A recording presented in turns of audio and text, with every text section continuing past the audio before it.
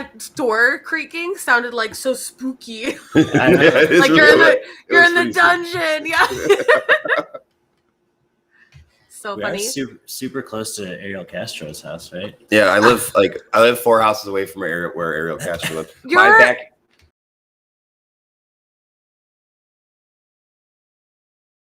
Over, where's that? So I'm at like the corner of 41st and Robert. Yeah. So if you come down just I think a couple more, or maybe you go up a couple more streets, but I'm in Clark Fulton. Absolutely. Yeah, that's right. Yeah, right down there.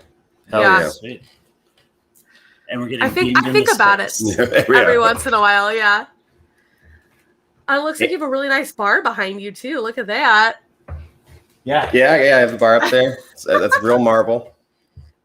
I also my backyard is actually a cemetery, which is really funny.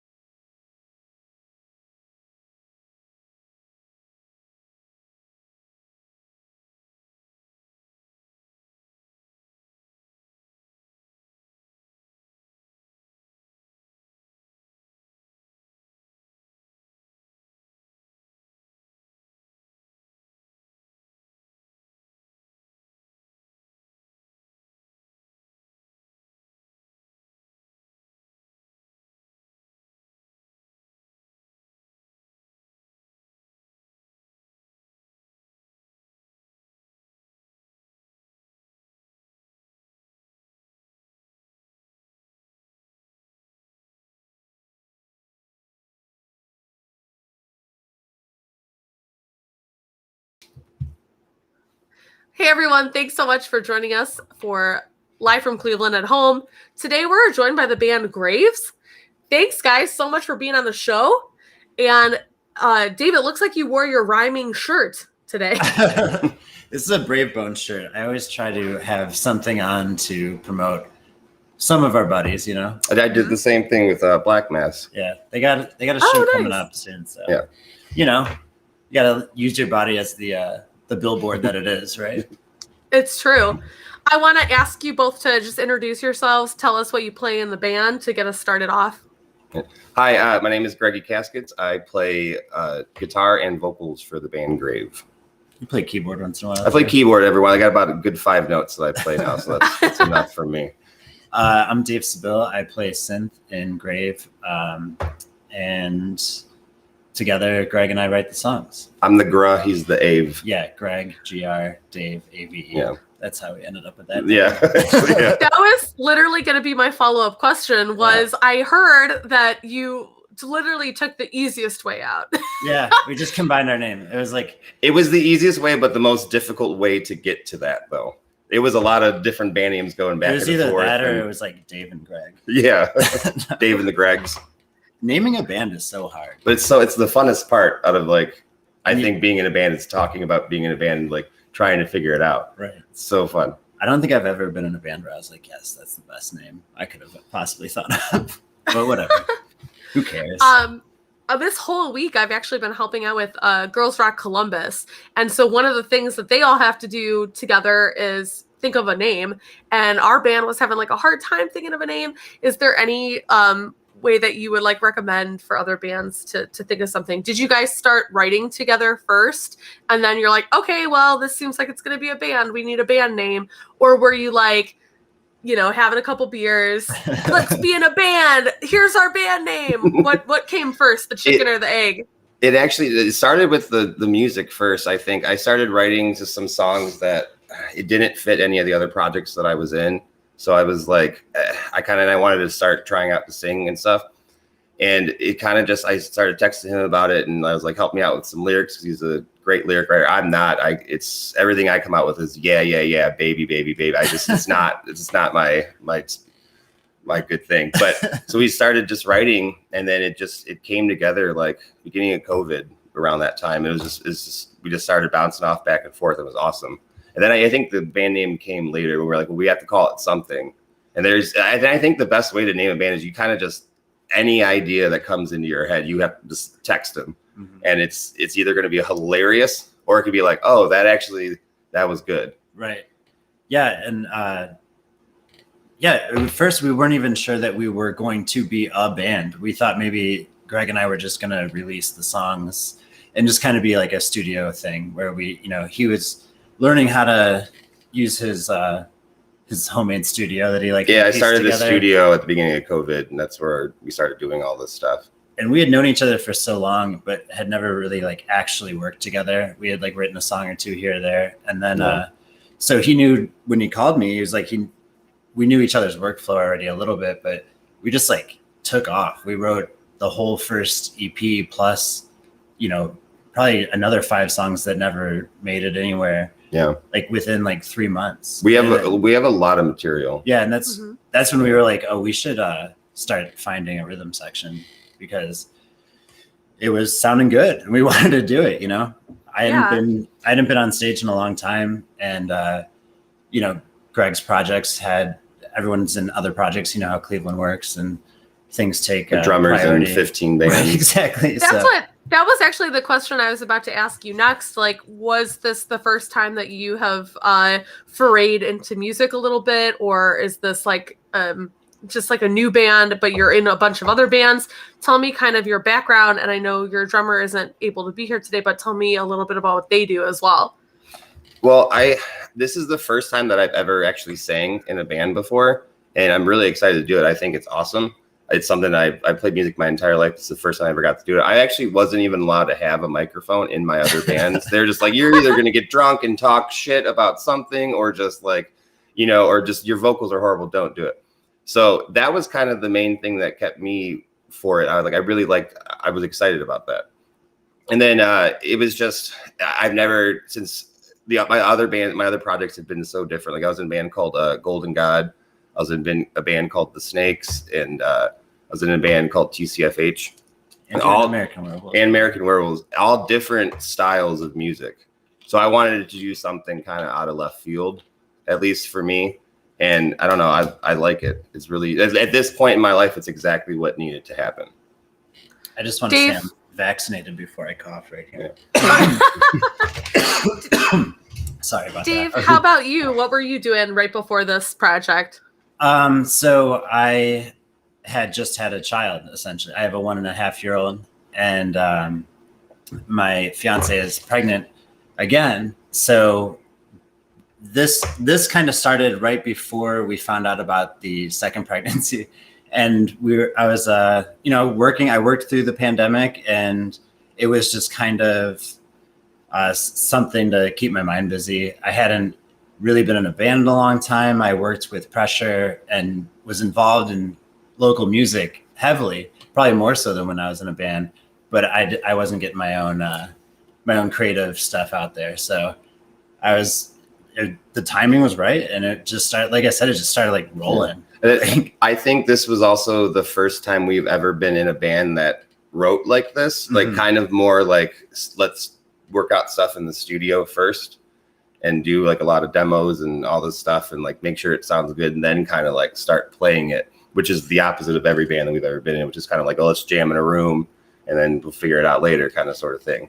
Yeah. But, and you asked about our the other two members, Mike and Busta as our bassist, and he's been in pretty much like every hardcore band. Every hardcore band in Cleveland. Yeah. So you've seen him play bass. If you've been to a hardcore show in the last 10 years, you've seen him play Significant bass. Loss. I don't even know. Yeah, I don't even know. Lost lots of them.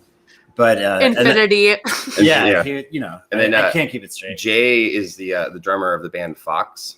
Yeah, FAWX. FAWX. And actually, we have a show all together July 3rd at the 5 o'clock. Yeah. It's Fox and Grave, and then this new band, a bunch of homies of ours, Occults. Yeah. So it's gonna be a great time. Yeah. I just started following Occults on Instagram, which is awesome. Yeah. And another Pressure Life kind of member of that group. Yeah. I know Wilson used to write for Pressure Life. And I definitely want to go back to that a little bit later, because if our listeners are not familiar with Pressure Life magazine and what y'all are doing for the Cleveland music community, like they got to get on board. It is. They'll know by the end of this. Exactly. Yeah. But I definitely want to ask you. So you kind of started your own music studio during COVID. Yeah. Is that just at your house, or did you go somewhere for that? No, I just started buying up equipment, and like honestly, I learned everything off of YouTube. Like I don't know the way my mind works is I have a question, so I'll like YouTube it, and they literally have the tutorials for every single program you're using and everything. So I learned so much now. I mean, like it was I probably learned a year's worth of stuff in like 2 months. Like I outgrew my computer, I outgrew everything. I need to now start even like expanding. I've been mixing a couple songs. I actually mixed the new Fox song, so I started getting into stuff like that. But a lot of the production stuff is what I wanted to do with Grave, being that I've never done that before. Like I wanted to have like samples and like electric drums, but I also want to be able to do that live too. So it's like it's a whole different like a way of looking at it for me. Yeah, we're definitely both.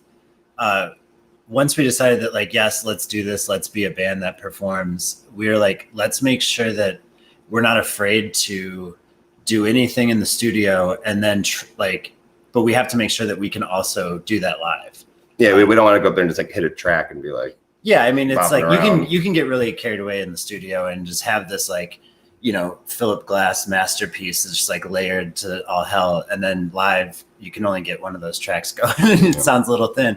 And we wanted to avoid that, but we're also doing stuff.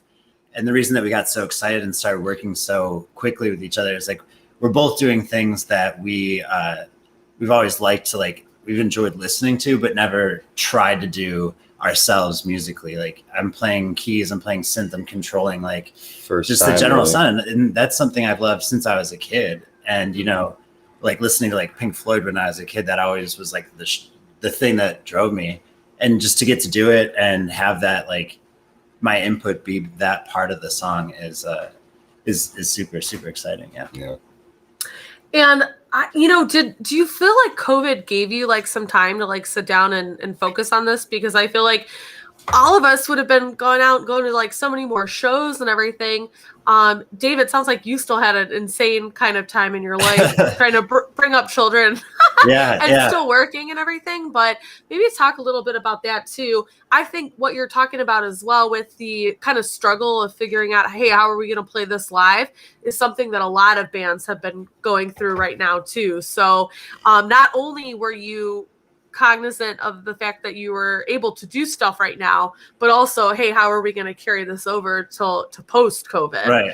Like eventually we will be playing at the 5 o'clock lounge. Yeah. And what's it going to sound like there? Yeah, exactly. Yeah. So you have to like, and I think that actually helped us hold on to a lot of like the rock and roll aspect of it. 'Cause that's another thing that gets lost pretty quick when you're doing just a studio album, is like, it just turns into this, like foray into synthesizers, which is amazing. But like what's that going to sound like at the 5? Yeah. You know, you Like- needed some distortion. On the computer you can pick so many different, thousands and thousands of keyboard sounds, but it's like you can't replicate that. Like, it's not going to sound good. Side note though, I love that my roommate keeps opening the door, and he's going faster and faster every time because he hears it squeaking, but it's still doing it. I just see him like, it's hilarious. Yeah. We were talking how you live in kind of a spooky place, like next to a cemetery and all this stuff. My backyard is definitely a graveyard. Yeah. Maybe subconsciously that worked itself into the name too. Yeah. Oh, for absolutely. No, there's definitely a lot of spooky vibes in this general area. We wrote all the songs here. Yeah. Like, yeah, to answer your question. I never even thought about that. I didn't like if I was in like an apartment and like somewhere, like would it sound the same? I don't know. Like I don't think so. It's a spooky house. To answer your question about COVID though, like 100%, we were on fire, man. We were like just sending ideas back and forth all day. Yeah, definitely, every day. Definitely, because Greg had the time. Yeah, I didn't work for a year and a half, which was it actually worked out well for me. I know a lot of people in COVID had different experiences with that. Mine actually worked out pretty well for me. But I had just had so much free time, and I was just like, I gotta do something. Yeah. Yeah, I like the more positive answers coming out now from this kind of, like somewhat post-COVID, like hopefully, everyone. A lot of people had a difficult time, and like it sucked. That was a weird. It doesn't count. No one's counting that year. That was just a weird time for a lot of people. Yeah, exactly. So I want to kind of transition a little bit about to what we're about to hear, because both of you have taped some really cool live tracks for us to watch next. Yeah. And so let us know like what we're going to be hearing, and if there's any like cool stories behind the songs that you might want people to know. So this first song is a song called Murder Mystery. I think this one came music first, and I kind of wanted to do like just a driving 80s kind of. A lot of the songs started with just an early morning text from Greg that went like, I want to do like a cool 80s song. Yeah, or I'll just I'll have like some feeling of like, oh, I want to do this specific type of song because like I've never done it before. Basically something I've never done before. And then around noon, I'd get a demo version of it, and then I'd like do some like scratch lyrics, and by like dinner time we were like this and then I would get drunk and then nap, and then I'd wake up at night, and then I would get lyrics, and we'd finish the song. Right, and I'd keep working throughout that time. But no, sometimes you need a good nap. Like that is the best. Oh, I have to inspiration. nap. Greg's the king. I didn't have a job. I had a nap during the day. Duh. But yeah, we so at the time that I wrote the lyrics, my fiance was just binging true crime everything.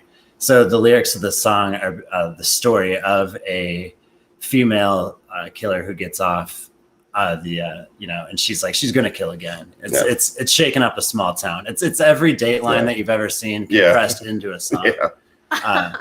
So that's the vibe we were going with. I think we hit it. I really like Murder Mystery. It is it's definitely a good jam. What's the next one after that?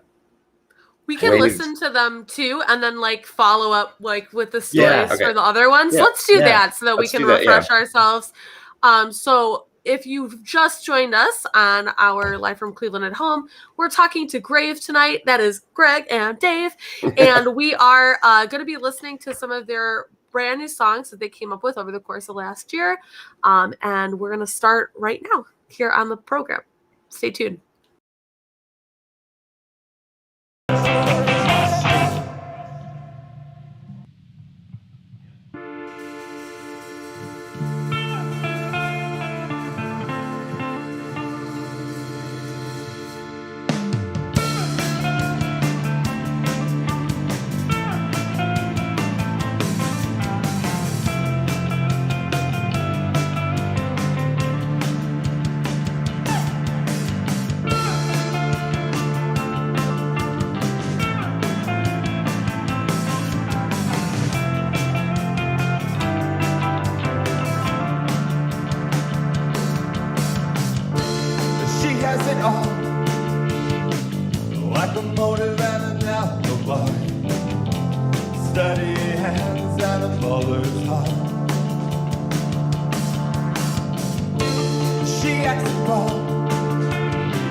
Can't see the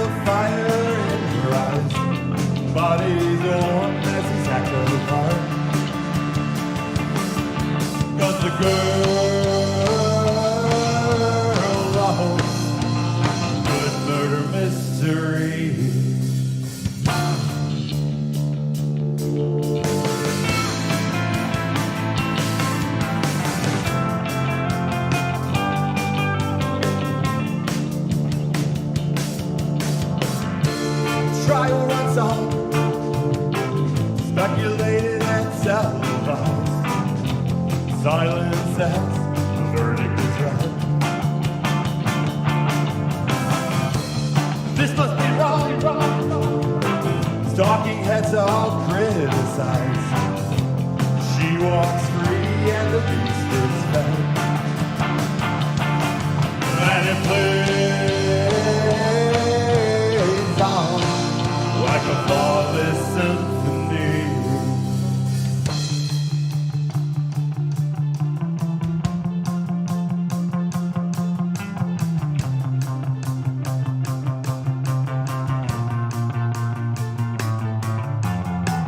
Now the tears of the loved ones fill the sewers of a small town.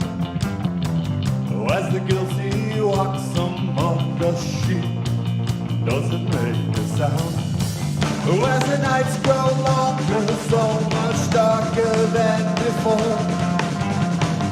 As the fear grows stronger now, blood will start to pour.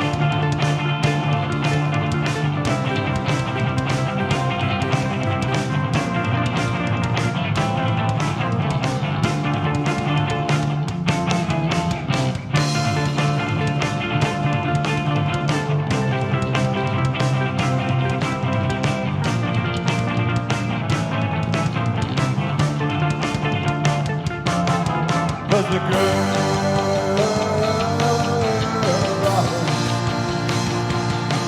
but the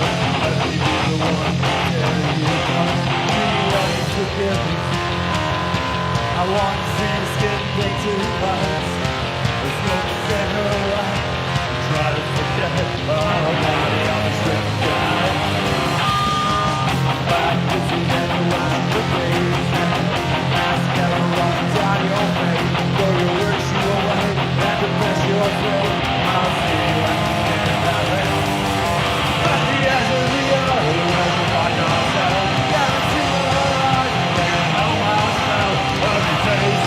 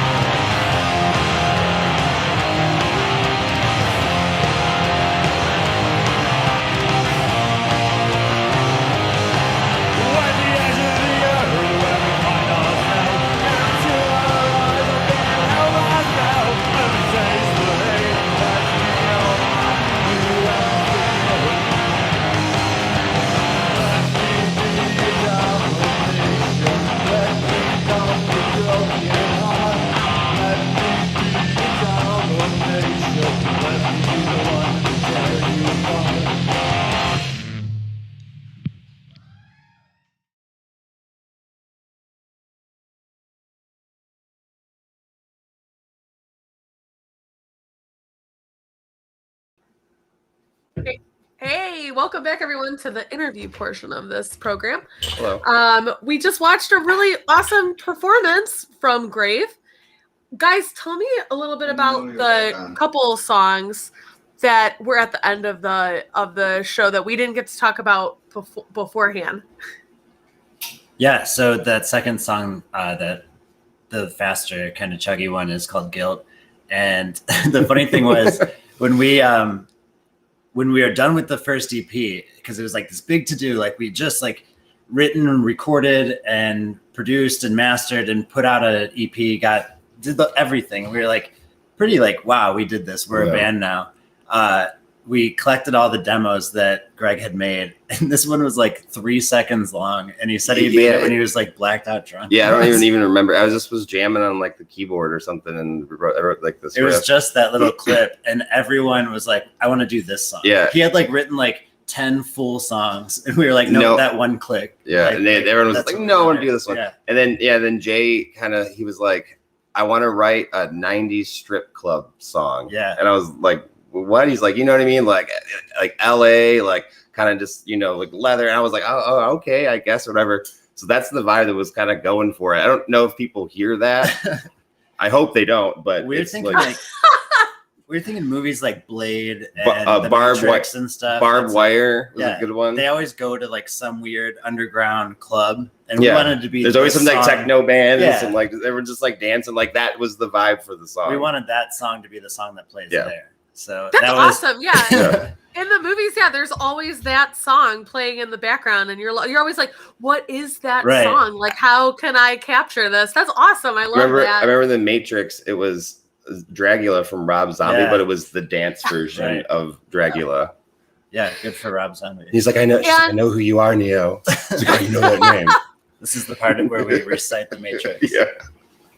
And do you feel like your kind of your on-stage persona, like your outfit, like matched that vibe as well? Like, how did you, especially Greg, decide to pull off that look? I hope it does. Like, I don't know. I'm trying to do like, that's another thing I've never done before. Like every show I've ever played has been what I wore to work that day kind of thing. And I was like, I want to I don't know. I want to dress up. I want to do like costumes. And I want to, want to wear like for our show in the third, I might do something completely different, or I might wear the white again. I don't know. I've never worn all white before. It was fun.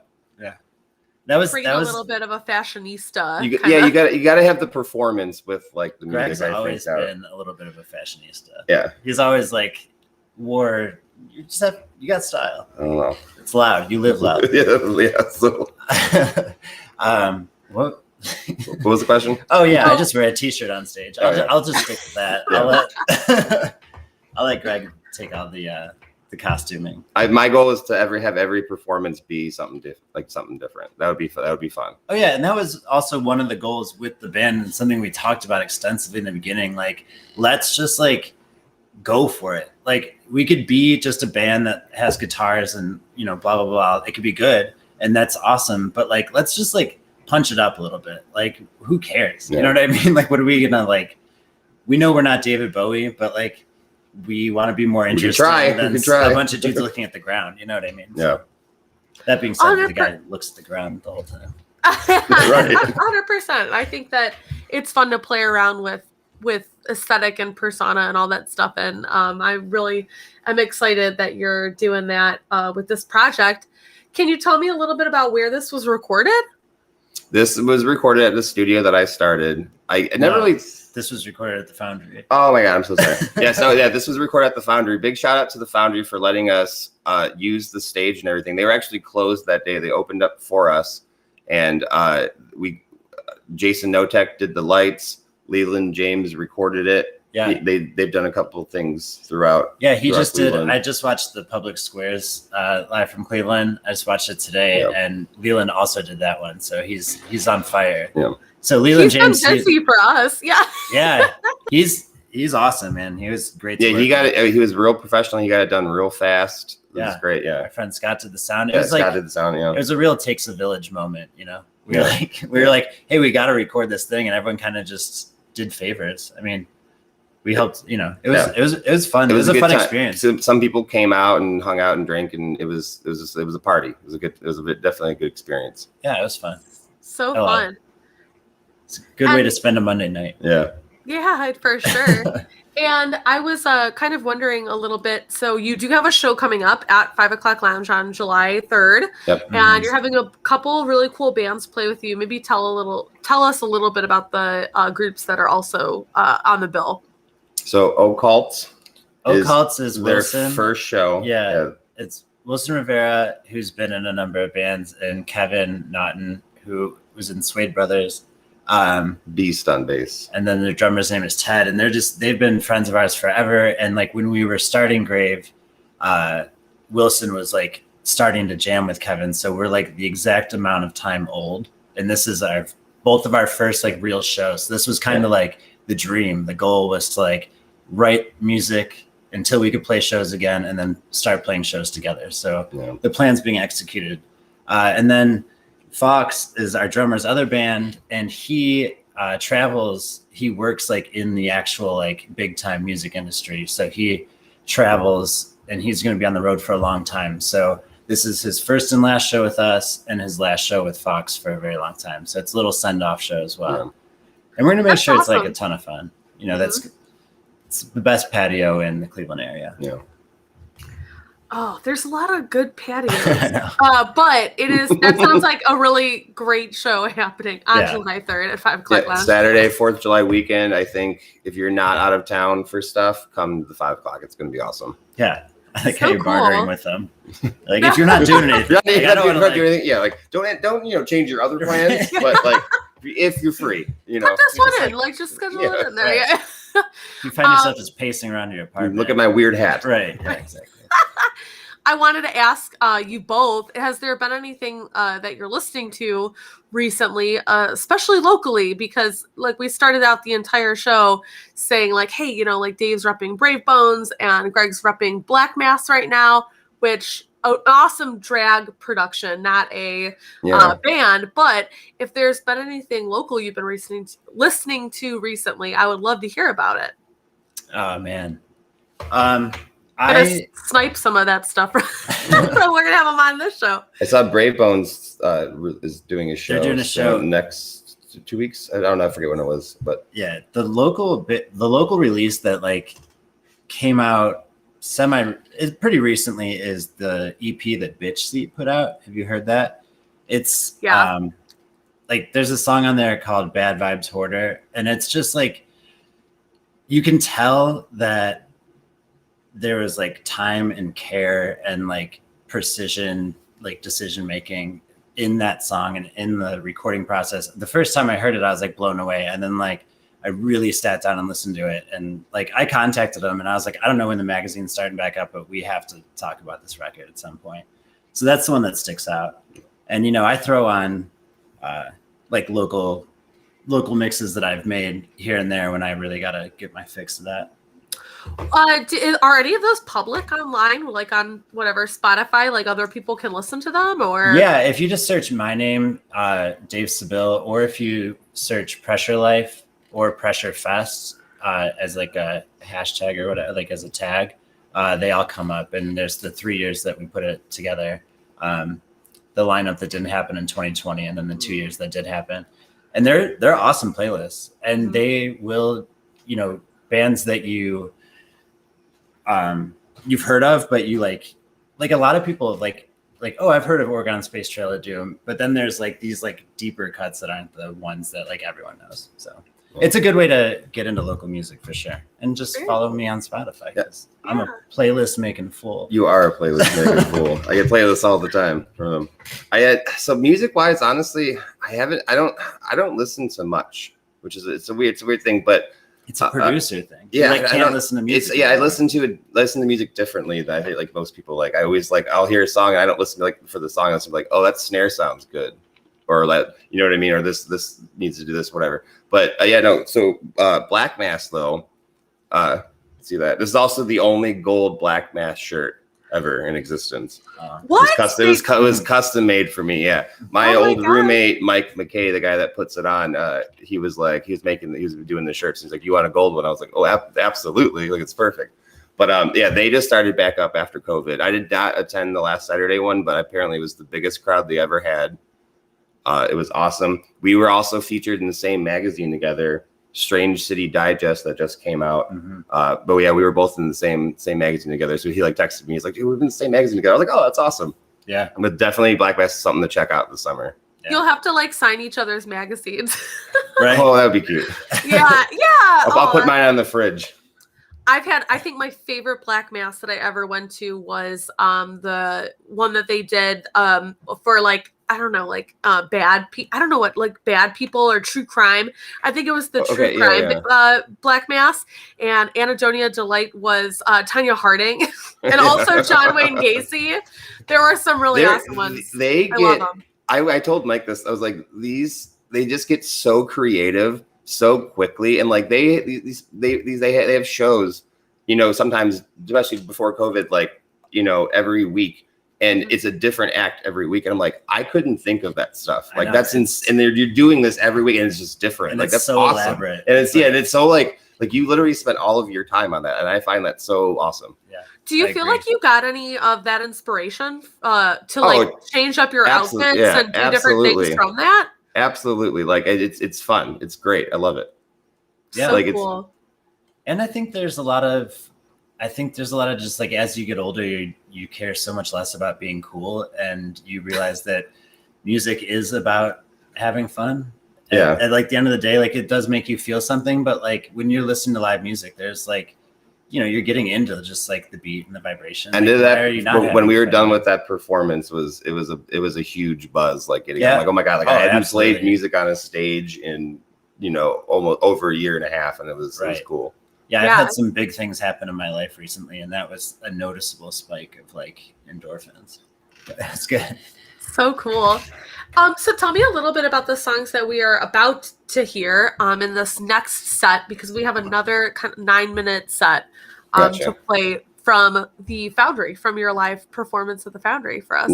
Next one, I believe, is Waves. Yes. Yeah. Waves is our favorite. I have no shame in saying it's my favorite song. Yeah. It's kind of like, it was something we did after the EP, and we were like, we can go in any direction we want. So we just did this, you know, kind of synthed out, slow. I don't know. It's cool. It's a different meaning for, at least like for me, a different meaning for you. Oh, I love it. But like people have heard it, and they're like, oh, it's like it kind of sounds like Stranger Things in like the beginning, and it, you know, then it changes. It's like I love people's interpretation of this song. Right. And the coolest thing, I love telling the story, is I wrote the lyrics about something like very specific. Like it was a big event where I almost drowned. So it's like every line means something. And Greg, to get the feel of it, just like played the sound of like waves crashing. I watched like a YouTube video of like waves going on, and then I tried to try to write to that. Yeah, wrote to that. So that was like this like just awesome starting point of being like, this is what we're trying to capture. And you'll see the song like definitely ebbs and flows. And I think for the experience that I was writing about, it really is like a soundtrack, like a musical representation. We're both very happy with it. I love this song. And then that's the song so intense though. It was so much like, and that's why when it came out and it was like, because we did a split with Mama Martyr, this is and great. that was on there. What's the next one? What's after that? Flags, which is one of our oldest songs. Yeah. And it's doesn't fit our style that we were going for or anything at all, but I like that. I like the fact that it's like a different song.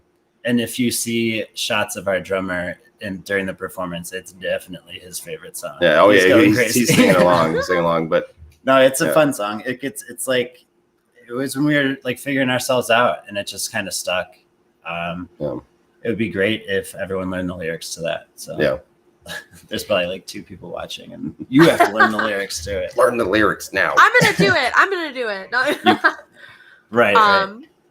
Well, that's very cool. I definitely want to take some time to watch these videos. When we come back, we are going to find out where we can find more Grave music. And, you know, just one more time that they're going to be playing at 5 O'Clock Lounge on July 3rd with a couple of other amazing bands, Fox and Occult. So let's watch these guys play live at the Foundry, and hit it, Isaac.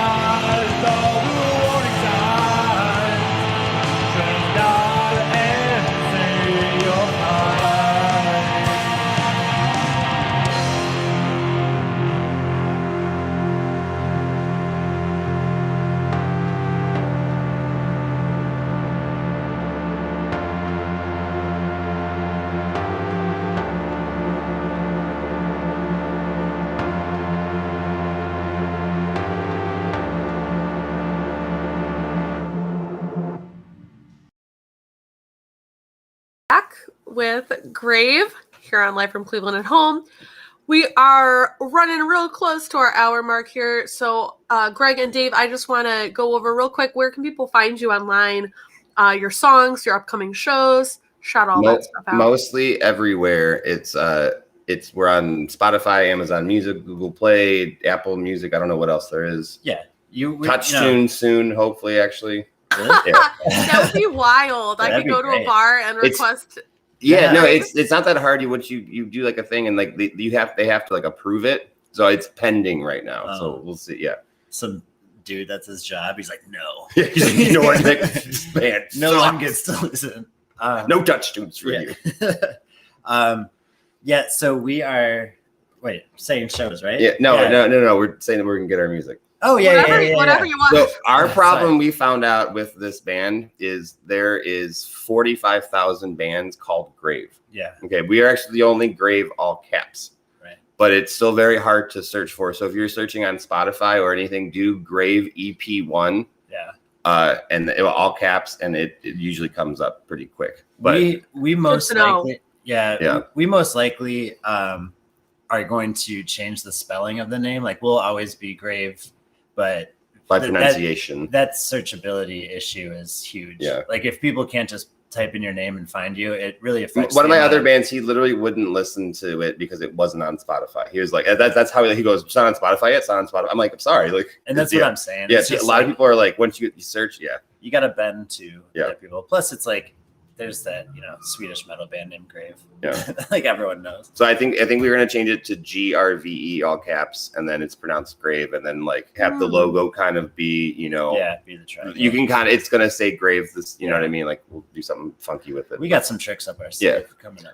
You can also always search for like Grave, Cleveland, Bandcamp. Yeah. Also, that usually we're yep. That's pretty cool too. And like Instagram is was it Grave Cleveland?